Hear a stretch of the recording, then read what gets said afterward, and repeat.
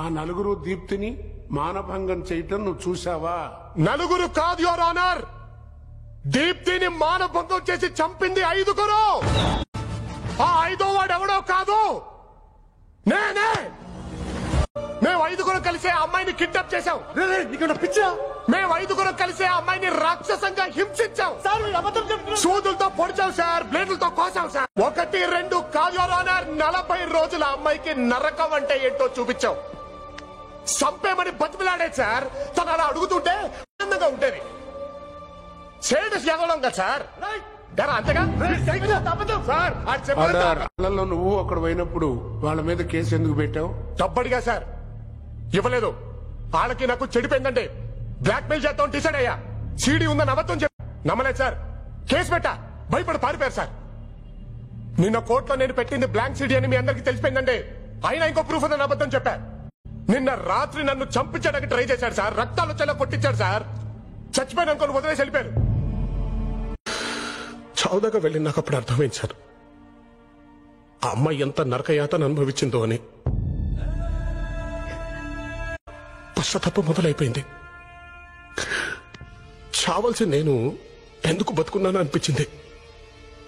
ఇన్ని కోట్ల మంది జనం, దేవాలయం లాంటి కోర్టు, దేవుళ్ళ లాంటి మీరు, మీ అందరికీ నిజం చెప్పడానికి బతుకున్నాను అనిపించింది సార్. ఇప్పుడు కూడా సార్ ఈ ఎదవ కొందాం ట్రై చేశాడు సార్, బయట కోర్టు మెట్ల మీద. ఇంకా నాకు డబ్బొద్దు సార్, నాకు నిజం కావాలి సార్. మేమందరం చాలా అన్యాయం చేశాం సార్, మమ్మల్ని వదలొద్దు సార్. యాక్చువల్ గా మేము ఆ రోజు ఎత్తుకెళ్లాల్సింది దీప్తిని కాదు, మీ మనవరాలు సంధ్యని. నమ్మబుద్ధి కావట్లేదండి. సంధ్య సార్ గీతంస్ కాలేజ్ 2nd ఇయర్ చదువుతుంది. రోజు గాజువాకి ట్యూషన్కి వెళ్తుంది. అసలు మేము వల్లేసిందే మీ మనవరాలు సంధ్య సార్. ఫిక్స్ అయిపోయాం సార్, రెక్కి మొత్తం అయిపోయింది. కరెక్ట్ గా ఎత్తుకెళ్లాల్సిన రోజున సంధ్య రాలేదండి, ఈ దీప్తి దొరికింది. నేను వద్దన్నానండి, కానీ మణిగాడే సార్ ఒప్పుకోలేదు.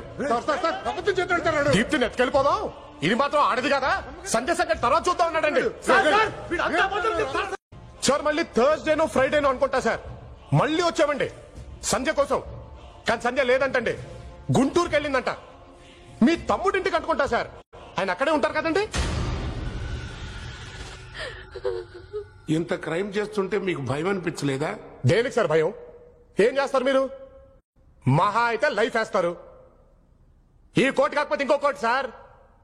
100 సెక్షన్లు ఉన్నాయి, 100 ఫిట్టింగ్లు ఉన్నాయి సార్. ఒక అమ్మాయిని చూడగానే వెంటనే రేప్ చేయగలుగుతున్నాం సార్. మీరు వెంటనే శిక్ష చేయగలుగుతున్నారా?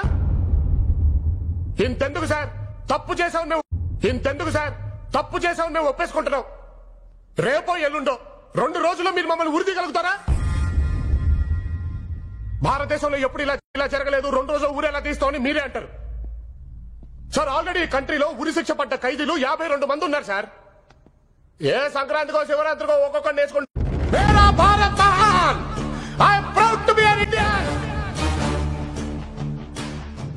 సార్ వీళ్ళందరి ముందు నేను తప్పు చేశానని నిజం చెప్పే దమ్ము నాకుందే.